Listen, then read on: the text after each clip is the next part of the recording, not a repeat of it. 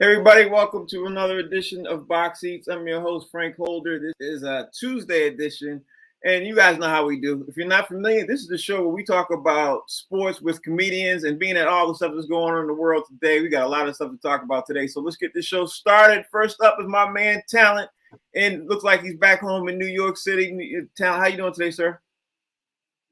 Hold on. Say it one more time, huh? I said I'm finally home, brother. Finally home. Yeah, good to see you, bro. Good to see you. Also, let me bring in my man Fig. Fig, how you doing, sir? Man, it's good to be here. And let me bring in Mr. Rodney Perry. Rodney, how's things down in your neck of the woods? We doing our thing down here in ATL, shawty. It is. Also, my man, Mr. Mike Sean. Mike, how's things, man? How's things going in your neck of the woods, bro? I'm back in Texas. We ain't got no goddamn COVID. We ain't got no goddamn COVID out here. I'm back in Texas. See, that's how you do it. That's how you do it.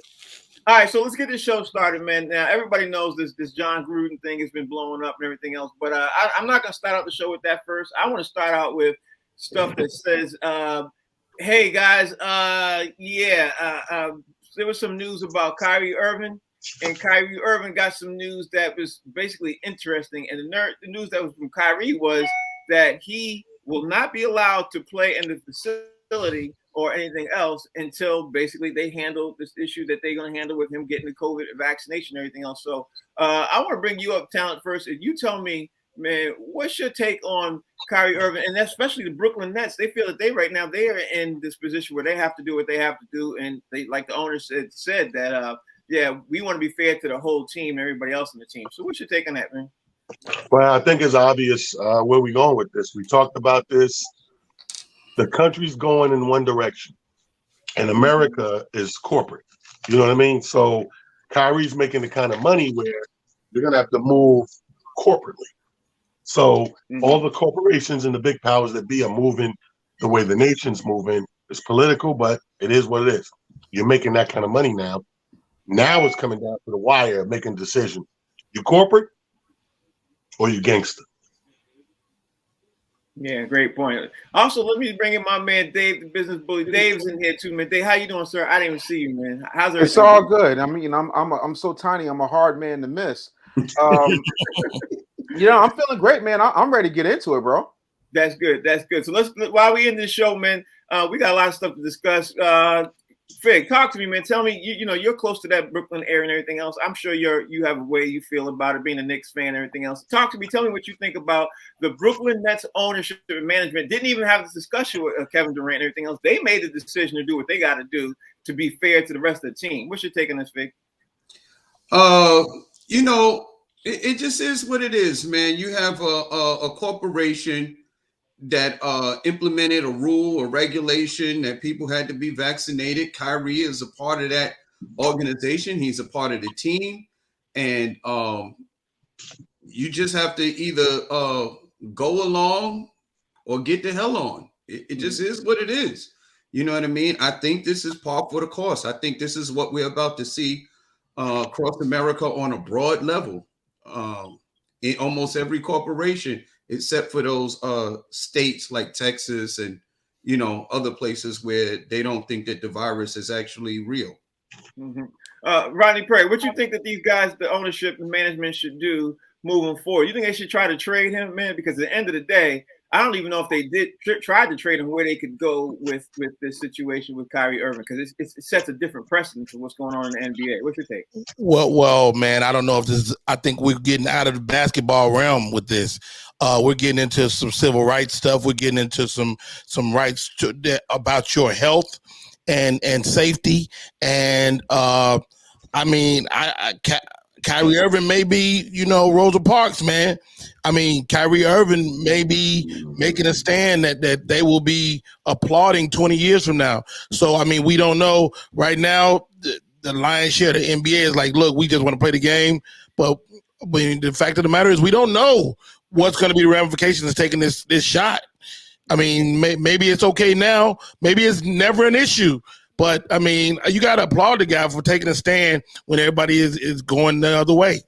You know, either he, you know, when I was in the military, you say, you know, uniformity prevails. So if we all go wrong, it's not wrong, it's right.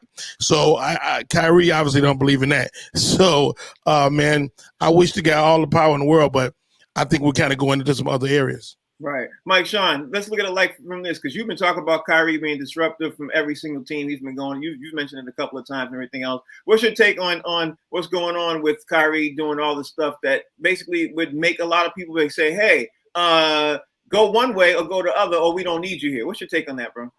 I think it was last week we talked about him. I always want to preface everything I said about Kyrie. One thing I will say is I respect the fact that the man has something bigger than basketball in his life.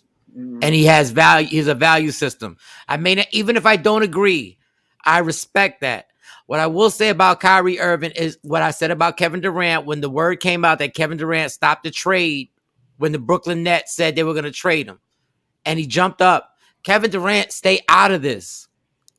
If you're talking about strictly basketball, the Brooklyn Nets are trying to do you a favor and get you more help. And I'll give you the problem. I said that these three players, Kevin Durant, James Harden, and Kyrie Irving, will not play more than 3 years together. James Harden still hasn't re-upped the contract, even asked the Brooklyn Nets to re-up his contract. I think either this year's his last year in the contract, and he gets to test the waters. Kevin Durant is going to be stuck by himself in Brooklyn. Mark my words. He's going to be stuck by himself in Brooklyn. Kyrie's going to be going somewhere, and James Harden's going to be like this, like he always does. I'm out. And Kevin Durant's going to be left by himself. Mark my words.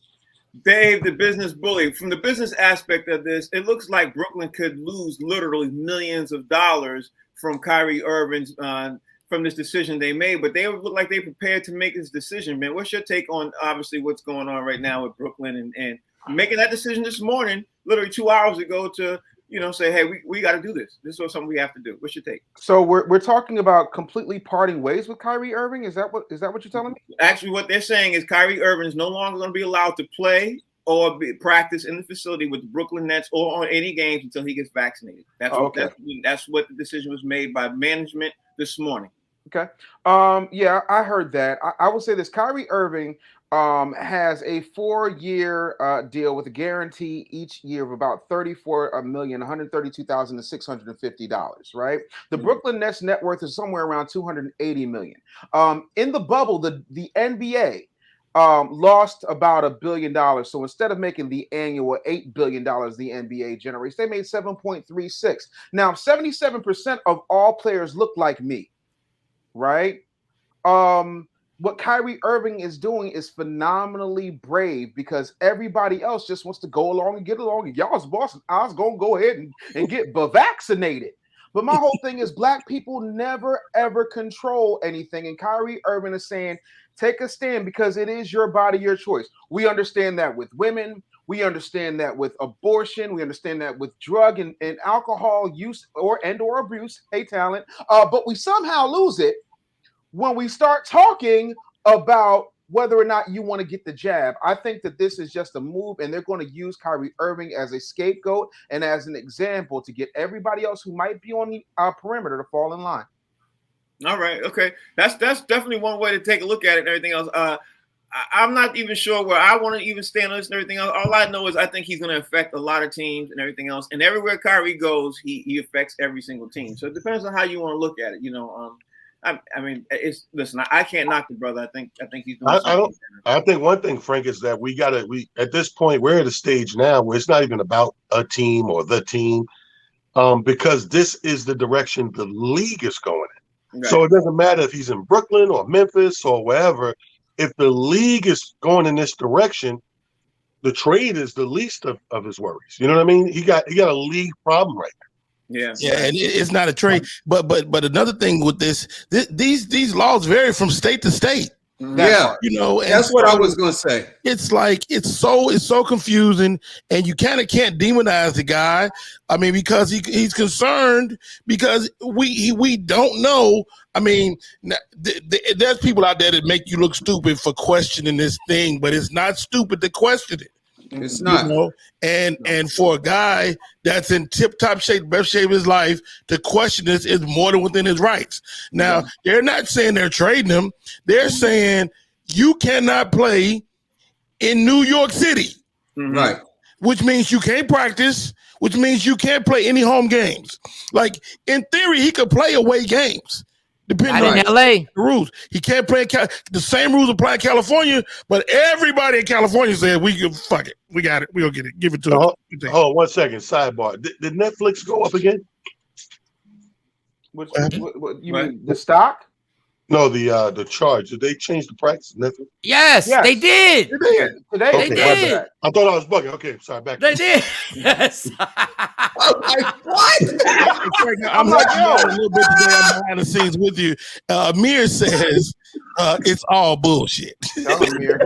You know what? Listen, a lot of these things are state mandated, like Rodney said, New York, LA, and then I believe that Canada has their own rules too for the Toronto. And they're stricter. So, I mean, here's the thing: is that Kyrie can play in some states in away games, but as a Nets organization, as a team, are you willing to capitulate to Kyrie Irving wishes and just allow him to play in some games, like no home games, but just the away games? Like, what does that say to the rest of the team if you're making this kind of concession for Kyrie Irving exclusively?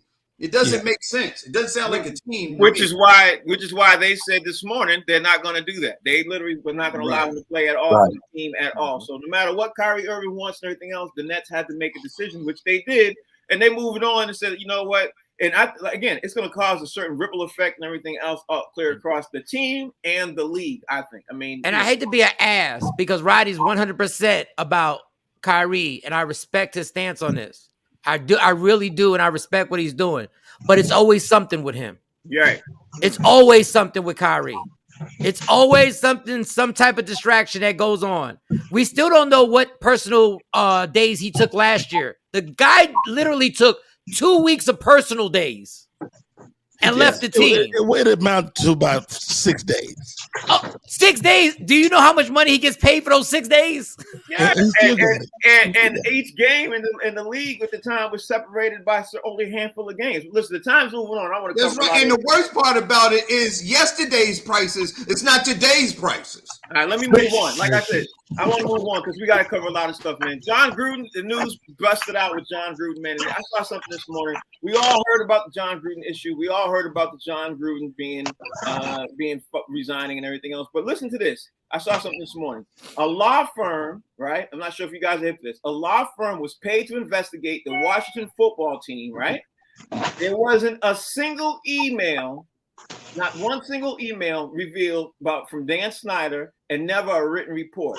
Yet all of Jon Gruden's emails came out under the investigation, and he wasn't even the subject of the Washington football team. And then I saw another thing saying that, you know what, let's not forget either that here's the biggest thing is the owners run the NFL league. Now, if you're not familiar with what's going on, Jon Gruden resigned over the actually last night during Monday Night Football. He resigned because of what was leaking out was misogynistic and racist and all kinds of. I mean, this dude went off. Everything you would say privately, he said in an email while he was working for ESPN, and ended up having to resign. Which, let's be honest, talent. He basically got fired, bro. He got fired because, you can't say that and be the head coach of any NFL team. You know what I mean? So, what's your take on all this stuff that's going on? It's winking in the dark, man. You ever see somebody wink in the dark? You can't, because it didn't really happen. They could say it happened, it didn't happen. So I say all that to say that he'll be back. This is one of those slaps on the wrist that, we got caught a little bit. We got to make things look good. And what's crazy is Chappelle had a point in his last special. It talks about how when it comes to the black movement, it's totally different. Mm-hmm. Somebody can murder somebody, but the minute you offend the LGBTQ community, now we want to hold guns up in arms. Because if you look at it, the first emails they brought out from being suppressed was the ones when he was talking about the leader and delegate of the Players Association, when he said a racial slur about his lips and his features. Right. He stepped up to the podium, apologized. We was about to move on. 48 hours later, we found the what was he saying? Faggot ass faggot. He called Goodell a faggot. Yep. Now he's gone. Let me just say this too. I disagree with one thing you said. You said you think he'll be a slap on the wrist. I think because of those exact statements you said, I think he's done. Now, if it was just racism, he'll be back. Yeah. He'll be back. And let me say this about my counterparts, Frank. My white counterparts are so clever and creative. He may not be back in the same fashion as you know him to be, but he'll be back. Yeah. I'm sorry, Talent. I don't agree. I think that was career suicide. I think it was career suicide because he made the misogynistic and he talked about the LGBT. Now, if it was just racism, Fig, he'd be back. But when you talk about the community, I think he's done. I think that's a wrap. Go ahead. What you think, Fig? What's your take? I think it's funny that they said he resigned. I usually resign right after I get fired too. It's like, why is it that you listen? Black people, boy, they never let us resign. We always get fired. White people, even though they're about to get fired or they are fired, they get to resign. I'm gonna give you my letter of resignation. Man, we was getting rid of you anyway. You can't resign if you fired. There's a difference. You can leave if you want to, John. Will he be back? I'll tell you, this is my opinion, and I hate to disagree with my boy. But one time I put a steak in the oven and I went to do some other things and forgot all about it. When I came back, I pulled the steak out. It was extra dark. I cut it. It was as dark on the inside as it was on the outside. And I think that's what Jon Gruden is. Overdone. Okay. That's a long way to get somewhere. Yeah, Rodney Perry, what's your take on this? Because at the end of the day, something that Talent said is okay. I'm not necessarily agree with that. Something that Fig said, obviously overdone, is I definitely agree with that part. But Rodney Perry, what's your take on this? Because let's be honest, man, the owners run the league, and we ain't seen a report about Dan Snyder yet. We ain't seen nothing about Dan Snyder, and Jon Gruden wasn't emailing himself. You know what I mean? Well, this is what happens, and of course, none of us would want what we perceive to be private chats made public. You know, I mean, it's stuff me and my Madden buddies say to each other, you know, over a chat that is definitely anti, you know, LBGC Long Beach. Anyway, so. Did he say Long Beach? He did. Just hit the LBC. It's a lot. It's a lot of. Anyway, Did the man say Long Beach? It's a lot of letters. Anyway, so I mean, ultimately, this guys. I mean, you gotta look at it like this. Look, Jon Gruden is in fact done. So I agree with Talon on that front. No, it's just no way to clean this up. But if it could happen, it could happen. You know, like you know, he's done, but he's still white. Yeah. You know what I mean? So there's always a chance they'll figure out something on his behalf. But you can't offend everybody at once if you can help it. You want to not offend the whole world at one time. But who's surprised? Who's surprised that Jon Gruden talks like this in his private time? I'm not. Me either. You know, like, you know, my brother talk like this. You got to know he slips out of anger every once in a while. And if advocate and a beta about it, that's the way he talk. Right. You know, and so I'm sure he don't mean no harm. Now, y'all know me. I don't mean no harm. Right. He don't mean no harm. He just a good old boy. And he's probably done right by more black people than all of us. So wish the best for Jon Gruden. But yeah, you done, player. Mike Sean, man, what's your take on this? Because at the end of the day, man, Jon Gruden looked like he's done from all angles. You know, but he did this while he's working for ESPN. I mean, that's a question I want to ask all y'all in a second too. But you know, what's your take on this? Now, what they said was the reason Snyder didn't get any emails, and I know where you're going with it, Frank, and I'm not saying I disagree, but all the emails were sent back and forth to him and Bruce Allen, the team president, right? That's number one. That was all. Number two, why he'll never be back. Because Roger Goodell had something to do with this. Because Roger Goodell did not appreciate when he found out what Gruden was saying about him. That's why Gruden won't be in the NFL ever again. Because Roger Goodell don't give a damn. And he was like, you're going to be out of there. The reason why I don't care what Jon Gruden said, I don't care he got fired. I can give a damn about Jon Gruden. Go live your life. If you're a racist, homophobe, whatever, I'm not fighting your battle, dog. I don't know if you are, you aren't. I can only go by your words and what was put down in them emails. Don't care about you. This is the interesting part.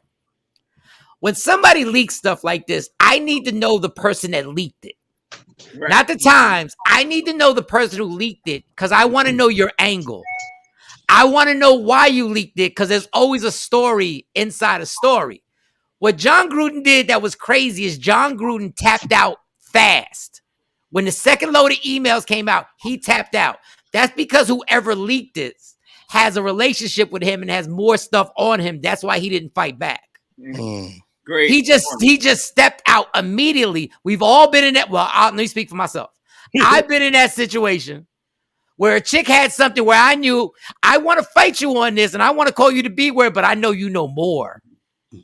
So I just go away. I said, you ruined the relationship I was in. You win. I'm out of here. Right. I promise you will never know who leaked this because there's a story inside this story. Great. And it's so crazy, we'll never know. That's why Jon Gruden said, goodbye, good night, God bless. Nice seeing y'all. Won't hear from me again for a while.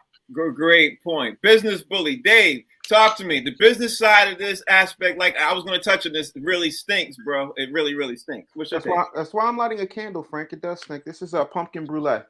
Real quick, I have to disagree with talent to a certain extent.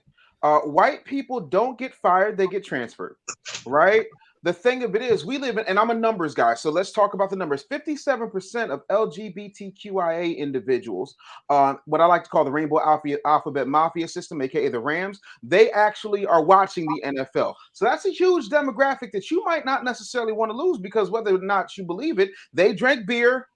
They get their websites on GoDaddy. Like, that's a huge thing. The other part of that is Talent's absolutely right. Yeah, dude called black people tire lips. Nothing happens. The second someone says, look here, glitter sparkles, now it's a problem. Mm-hmm. So now what we're dealing with is the fact that black people have made it clear to everybody in the world that you can run all over us and all you got to do is come by and say, sorry.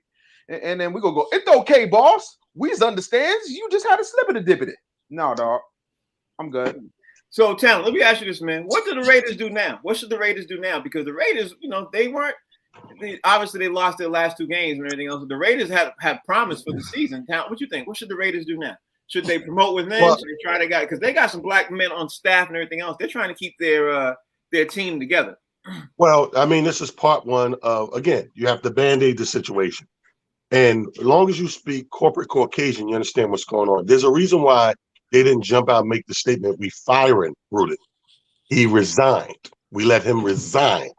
That is the setup for the future. Maybe 8 years from now, 10 years from now, but right now, to put ice on the cake, if you want to appease the people that are supposedly most affected, you grab one of those black assistants or minority assistants, you move them up and you give them opportunity. In a perfect world, they shine. But if in the worst case scenario, at least you look like you're being proactive against this blemish on your team and organization. You know what I mean? There's a big difference right there. So I think that's what the Raiders do now. Personnel wise, team wise, you have the pieces that you have. You look good at the start of the season. So maybe you can get people, all they need is a little morale boosting. You know what I mean? Mm-hmm. Bring in RuPaul. This is why we need your microphone. You said bring in RuPaul. So we're going to turn the Raiders into a drag race? Thank you, Fig. Thank you, Fig.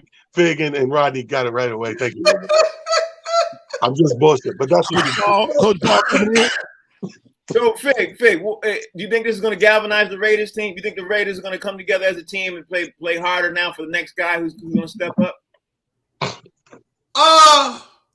The Raiders weren't going to win no way. I mean, they were all right. They were serviceable, but they weren't going to win nothing. Even with John, without John, John, listen, gay, black, whatever, they weren't going to win. You know what I mean? They're going to be a decent team. The Raiders would probably do 8-8 or 8-9 or 9-8 or something like that. They're going to be a middle of the road team. They wasn't ready to take over just yet, but, they probably will do that.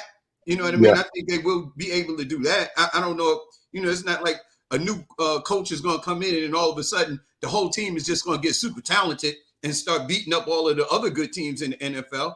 But they'll survive this. They'll be able to survive this and come back next year with a non-Gruden participant in the in the coaching staff. Rodney Perry, you agree with Fig? Because sometimes when NFL teams hit a speed bump and everything else, it can galvanize them. And this is one of the worst things, one of the worst blemishes I could think of in recent years that's hit any football team, and especially the Raiders, because let's be honest, Rodney, the Raiders have a huge fan base that are minority owned. And of course, I think 90% of their team is minorities too, man. So what do you think the Raiders are going to do? Which way you think they're going to do? I'm sure they probably have their share of gay followers as well. Right. They like that black and that silver. You better stop. Anyway, it's unfortunate that this happened. They're going to have to do something. Of course, it looks like they're going to be elevating their offensive coordinator. Looks like to the head coach's spot for now, and they go play this season. It's like when a player goes down, next man up. So there'll be a next man up situation in Vegas. And how about this? Vegas needs to work one for the fan base. You talked about, Frank, but they got a new stadium out there. It's beautiful, and they need people to still keep coming into that mug. So keep coming. Tell them what you're doing. Yeah. What you doing? Cuticles. What you doing? Wait, what you doing, Talent? My cuticles. I got to keep them right. Hello. Are you pushing them back? Phil, what you doing, Phil? He pushing them forward. He pushing them forward. Not Mike, back. For the culture. Wow. What do you think, man? You think this is going to get the Raiders to get ready to come together and be able to, galvanize as a team, right there? Because this could be, let's be honest. This could be there would be no galvanization. There would be no galvanization. Galvanization, nice. The poor Raiders beat the Ravens, who we see are the truth. Mm-hmm. Played tough with the Rams, who we also know are the truth, and had a shot. This year to win 10 games. They did have a shot, but did you see how they collapsed against the Bears? Right. They all knew in the locker room. They were so depressed, like, yo, we had this wave going, and your dumb ass gets caught over emails from 7 years ago. Like, the poor team collapsed against the Bears. They're mentally they're out. Right. And if they want to do something crazy, the funny thing is nobody told us the stipulations on the contract with Gruden. How much money do they have to pay out? Because normally when you resign, you don't get all the money anymore. Right. So I want to know what type of deal and what type of money they have to get a guy like Lincoln Riley out of college. Because now you got to make a big splash. Right. Next year, you can't get a run-of-the-mill coach. You got to get a big deal and spend more money to get a head coach to replace this and forget about Jon Gruden. But galvanization, they ain't going to be that. That's about as likely as Talent was really doing his cuticles. Dave, so Dave, being from the business side of things and everything else, like Rodney said, SoFi Stadium's brand new, bro. This is not the type of thing that they wanted to come and obviously hit them with, because SoFi Stadium, they still are paying back that lease. They're still paying back all that money that they spent out, obviously, for that. They need the fans to come. No pun intended. They need the fans. No pun taken. We wasn't even thinking about it. But they need those. They need people to actually be. What's the name of the stadium, Frank? SoFi Stadium. SoFly? Oh my God! SoFi Stadium. That's what Jon Gruden was talking about. Dave, what's your take? My take is this, Frank. First of all, we need heads. What? Heads. Bobbleheads. Oh. Okay. Yeah. First of all, and make sure that they go with the away uniforms. Those are the silver ones with the black accents, right? You don't want to go with the black ones with the silver accents, because what we want to do is we want to make sure that our LGBTQ, LMNOP, the 29.2% of the alphabet, Frank, is actually going to feel like they have a place, to sit when they come to that stadium. That the faces that they're seeing are representative of the people who want to put their butts in that place. And that SoFi Stadium is brand new. It hasn't even been worn out yet. So at this point, I think it's extremely... We're just not going to be mature today, okay, Talent? I think it's extremely important that we start doing things that are going to help with outreach. We also need a really huge social campaign. So unlike Talent, I don't think we go with RuPaul. We go for a younger demographic. We go get Todrick Hall so he can do one of them elaborate, glittery performances in high heels and sparkles. You know what I'm saying? And we make it real tangy, moist, and sweet. And I guarantee you, we'll be forgetting about the situation in no time. Did you say moist and sweet? me move on to the next thing, man. The next thing is the fight happened over the weekend too. You can't put the kibosh on the comedy, Frank. Let it happen. No, because y'all are getting too nasty for me. I can't. What did I say? I'm talking about a marketing strategy. What is wrong with you, Frank? Anyway, speaking of comedy, I don't know if you guys have got a chance to see the fight or the pictures or the memes and everything else that happened from Deontay Wilder and Tyson Fury over the weekend. Everything else. Speaking of comedy, again, Rodney Perry. The funny thing to me was Tyson Fury knocked out Deontay Wilder in 11th. Deontay Wilder did not even want to shake my man's hand when he walked out. I was like, okay. Shake your hand easy, whoop my ass. Yeah, right. Me neither. It's hard to talk okay. I mean, but this is a sport. In a sport, you're supposed to shake hands and everything. You're supposed to. Yeah. In a regular fight, Frank, not when your jaw is in two different places. Nope. All right, so tell me, what was your take on Tyson Fury versus Deontay Wilder fight, man? What's your take on that? I read a review that somebody blamed it on his training and conditioning, like being real cut and muscle bound instead of endurance. A lot of times, to me, that's hood training. In the hood, all your muscle bound home from jail dudes, they want all this. You ever see these dudes? They got everything. They got every muscle they made from the waist up. And then they put on some shorts and they got Tweety Bird legs. You can't miss all the leg days. The legs are what's going to hold you up in the late round. He had no legs under him. So all he needed to do was wear him out, look fatigued, got him on the ropes, and then that little 1, 2, 3 piece. All I'm saying is they still looking for his jaw. The front of his jaw went over there. Back went over there. I wouldn't still believe it. Frank, what's your take on the fight? I know you saw highlights. Yo, man, now you just see highlights, man. These guys are putting together whole videos. They married the Fury Wilder fight with the scene of Rocky where he's fighting and and Apollo Creed gets killed in the ring. They're like, go to town! Go to town! It was crazy. You got to see this, man. Absolutely hilarious. But here's the thing, man. The funny thing about this thing is like, yo, man, Town is right, man. He had great upper body, but he had no legs, man. And that's what talking about. That's what Mick said, which was Rocky's trailer. He said, women weaken legs. So that means if you mess around doing your training with a woman, you ain't got no legs. You got no stamina. And that's how Fury beat him. He beat him on stamina. He didn't beat him on skill. He didn't beat him on power. Wilder was not trained to last all of the rounds and make it through. He got tired. And you see when he got tired is when he started losing. Rodney Perry, what's your take? Look, man, let's keep it real. Wilder just can't box. There you go. He's not a great boxer. He came in, he had all his bravado. He was swinging, he was knocking folks out. But when he get in the ring with a big boxer that can stick that jab in your face and just frustrate you for 11 rounds, that's not for this guy, man. I mean, we're looking for a great black hope, just like they're looking for a great white hope. And we thought we had one in Deontay Wilder, but we don't. He is not the guy, and he's proved it 2 times. Mike Sean, you are the boxing expert on the panel. They said that was the best fight in like 10 years, 15 years. What's your take, bro? I don't know. What's your take? I think it's in the top 5 of trilogies. It's amazing. And Deontay Wilder has done more with less than any heavyweight I've ever seen in my life.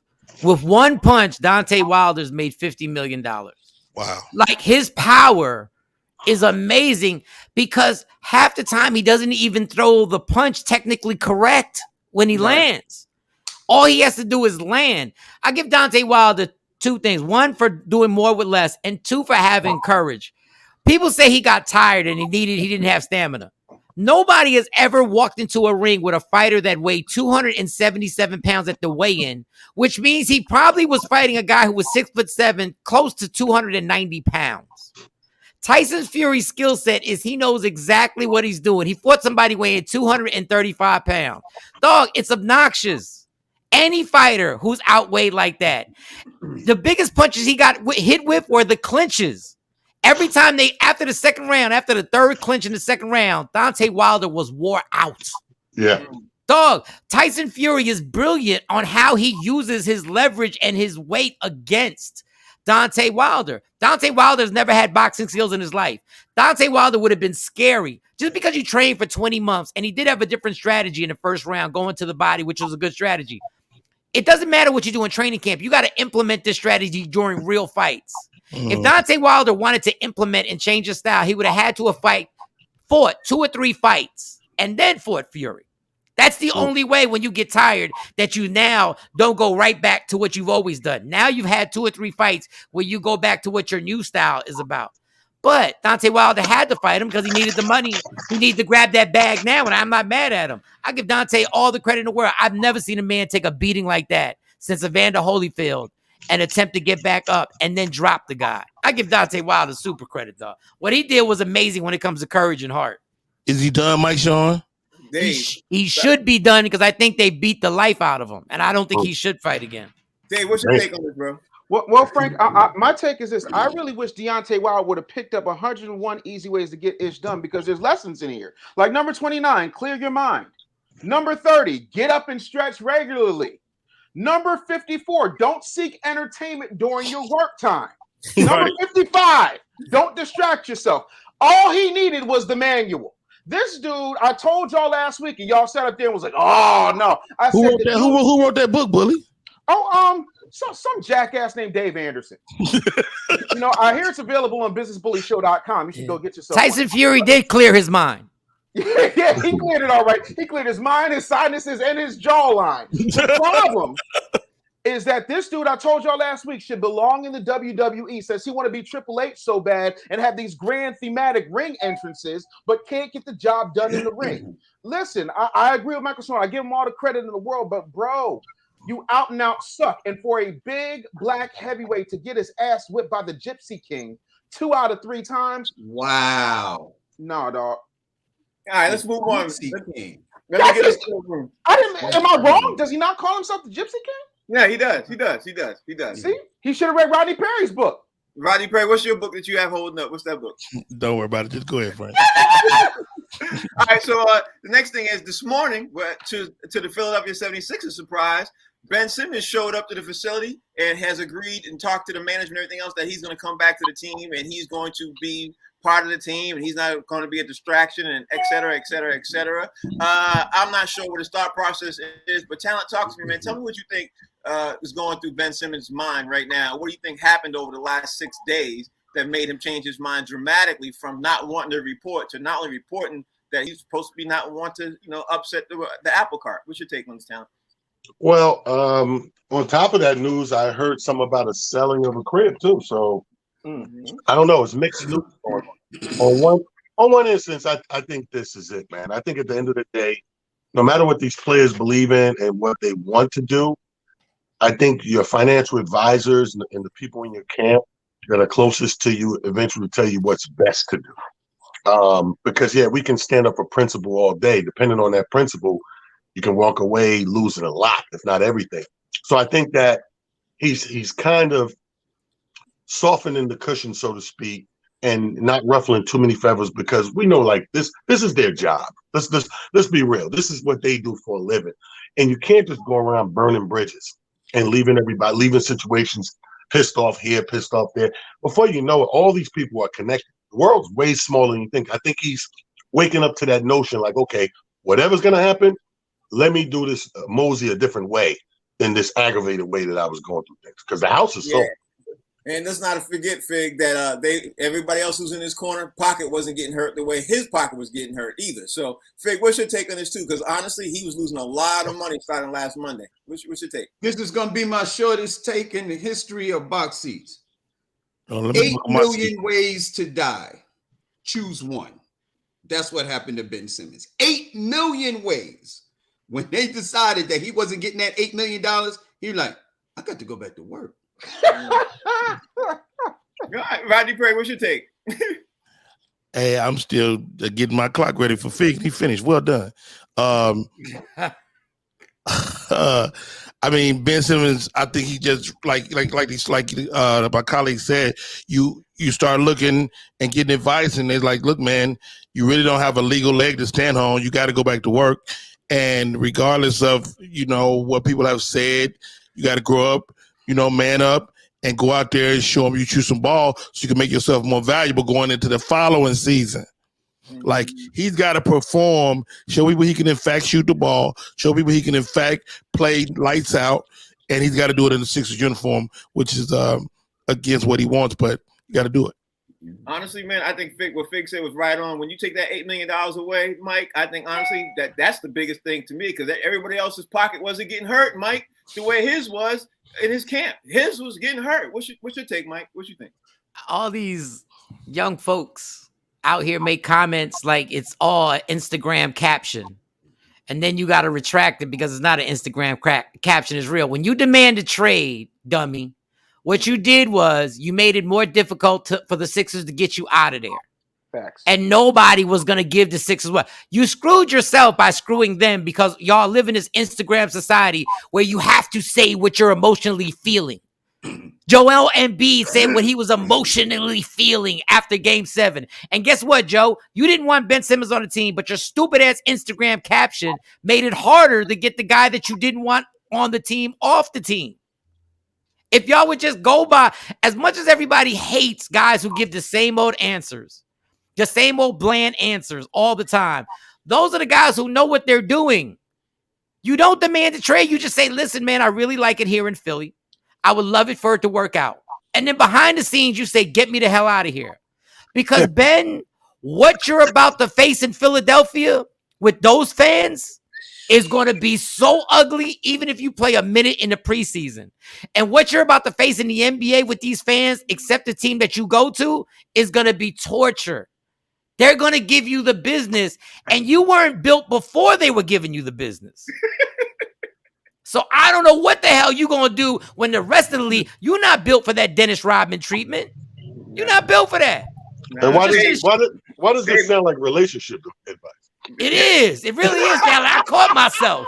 What you should have done is written 5 things you didn't like about the general manager. Right. And then the general manager writes 5 things, and then y'all come to my office and we'll deal with it. God damn it. Dave, you in Philly. What's your take on this? And you're a Sixers fan. What's your take? Because as a diehard Sixers fan, I'm absolutely disgusted because I told y'all so. On top of that, I am going to agree with Mike, except for the reason that Dennis Rodman could take the Dennis Rodman treatment is because he led the league in rebounds for like 5 years straight. Ben Simmons leads the league, and I've not since Shaquille O'Neal's prime have I seen one person choke so bad at the free throw line and everybody just excuse it. This man, I'm not saying he's terrible because he's phenomenal, but the fact that he's sitting around here like Carl Thomas and Ralph Tresvant after an orgasm, he's sensitive and emotional. We don't have the time to deal with these distractions and the shenanigans that this man continues to put up. His house is worth $3.1 million. It's gone. You know what I'm saying? He's staying in the residences at the Ritz-Carlton, acting like he's just so emotional. Emotions they got. When did basketball become an R&B concert? Yo, y'all got to show him some respect. He leads the league in sunflower seed shells on the floor. I'm logging off.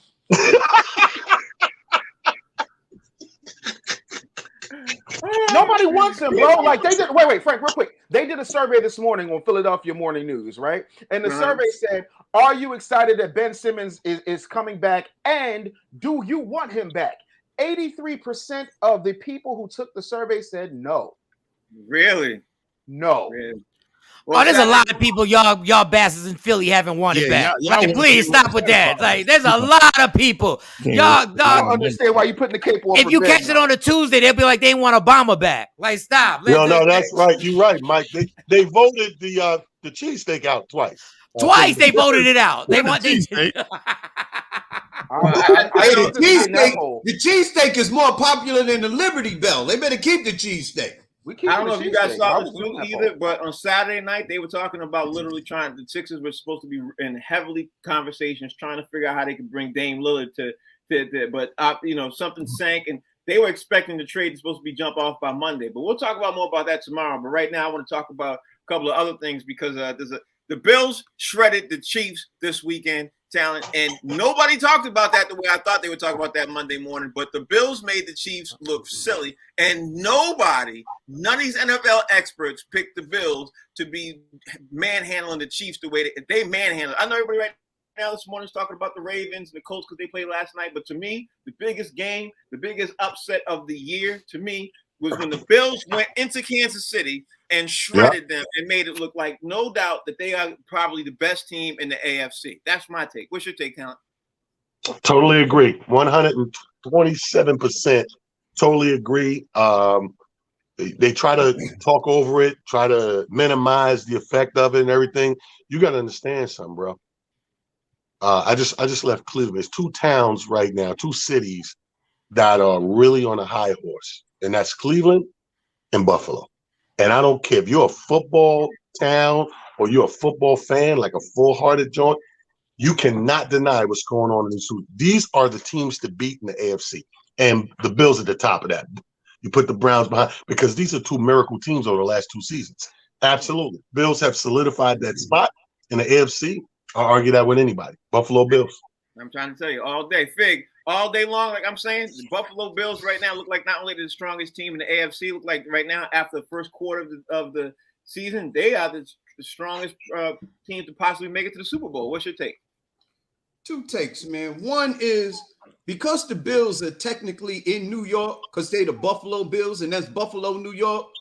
I kind of ride with the Bills a little bit. You understand what I'm saying? Because I represent everything from New York.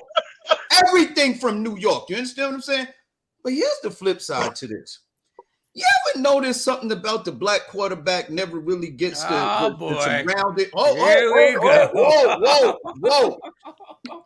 You ever notice when a black quarterback starts to come on the rise, he starts to lose pieces, and they never really fill in the team with the surrounded pieces that the quarterback needs to be great. I mean, just last year we were talking about Patrick Mahomes and the team. They could go to 4, 5, 6, 7, 8 Super Bowls, and he may be better than Tom Brady and all this stuff like that. Now all of a sudden we're looking for these pieces that's supposed to go around this dude so he could just do what he does.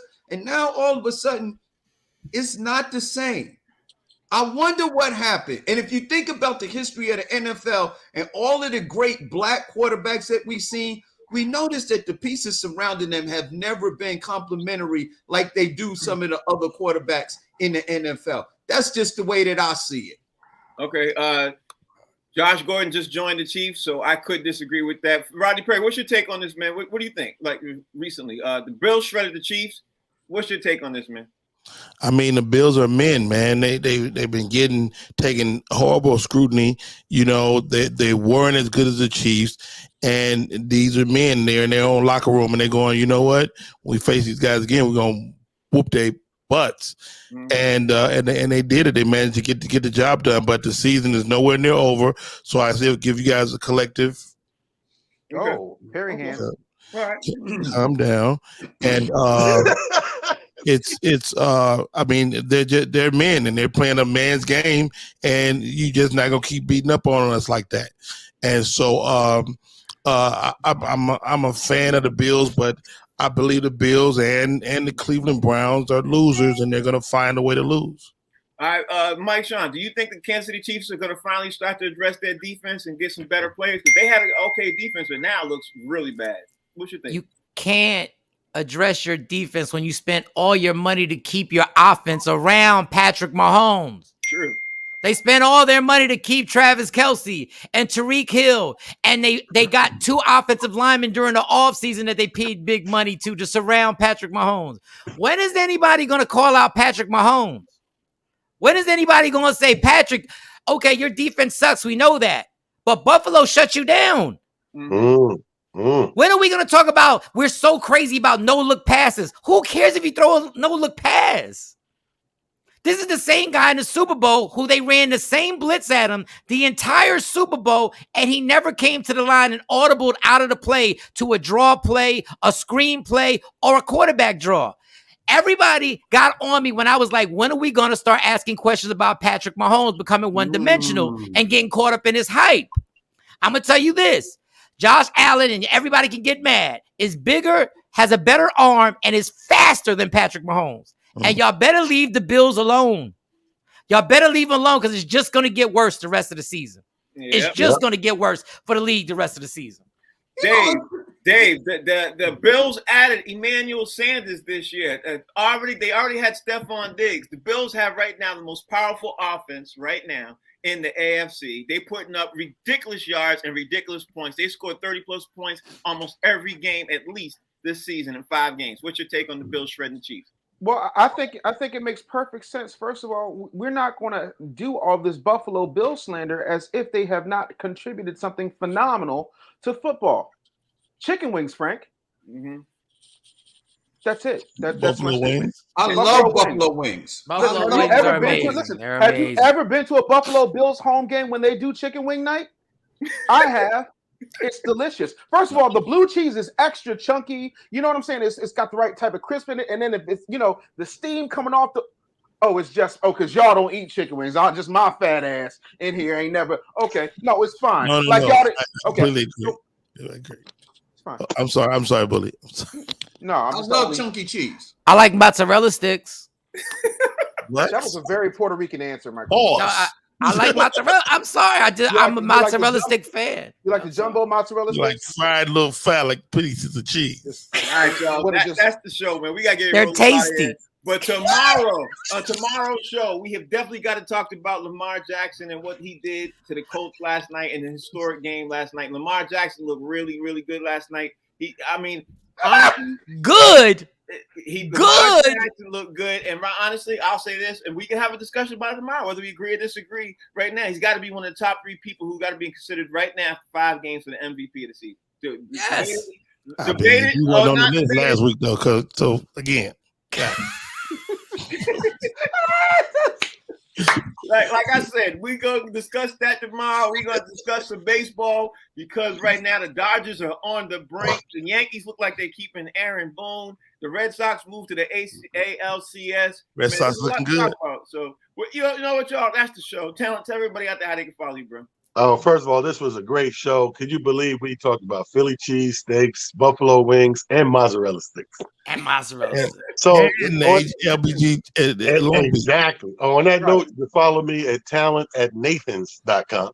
We're gonna get one of those. Craig, talk to me. Yo, man, I love the fact that we talked about so much doggone food, man. I'm hungry. I'm glad the show's over so I can go eat. This is ridiculous. But at Comedian Fig on all social media platforms. Oh, yeah. And then we're on the Box Seats Monday through Friday, best damn sports show on TV. You can ask your mama about that. She'll tell you. Okay. Mr. Rodney Perry, tell everybody out there how they can follow you. Hey, man, I'm easy to find. RodneyPerry.com is the website. Rodney Perry Live on all my social media pages. Yeah, right. And of course, Mr. Mike Sean, talk to me.